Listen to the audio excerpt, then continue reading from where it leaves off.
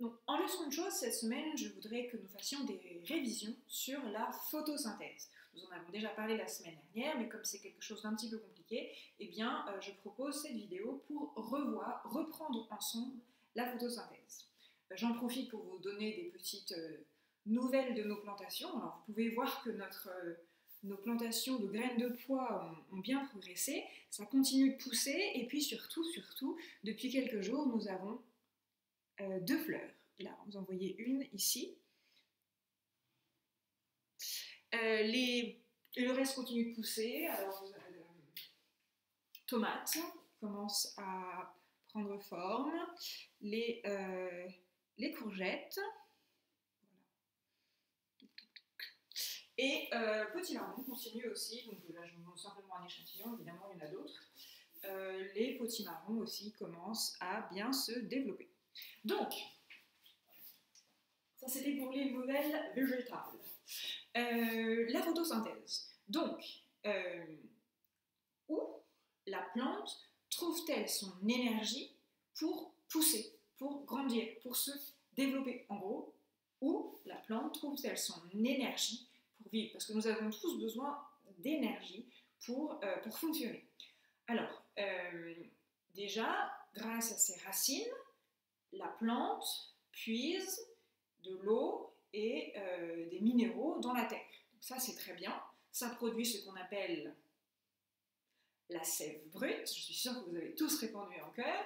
La sève brute qui se répand dans le reste de la plante, mais la sève brute est nécessaire, mais ce n'est pas suffisant. Ce n'est pas suffisant pour faire grandir la plante. La sève brute en elle-même ne permet pas à la plante de vivre, de se développer, de grandir, etc., de produire des fleurs qui ensuite vont se transformer en fruits, etc. Donc, qu'est-ce qui va se passer pour que cette sève brute se transforme en l'énergie nécessaire pour la croissance de la plante? Sous l'action du soleil, c'est une condition nécessaire, la chlorophylle qui est présente où? Dans les feuilles, dans les feuilles vertes, la chlorophylle qui est présente dans les feuilles va récupérer le carbone, elle va aspirer le dioxyde de carbone, elle va séparer le C de l'O2, c'est-à-dire le carbone de l'oxygène. Donc, je reprends.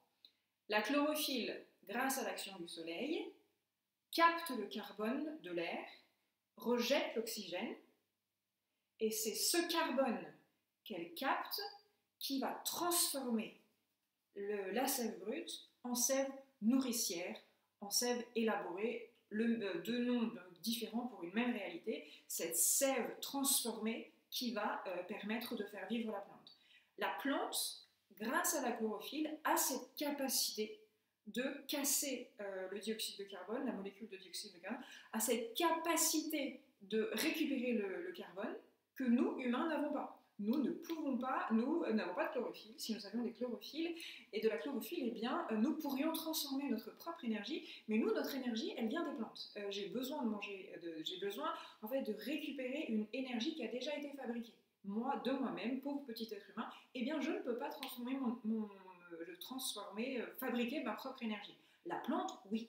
La plante peut fabriquer elle-même l'énergie dont elle a besoin pour pousser, se développer, produire des fruits, etc.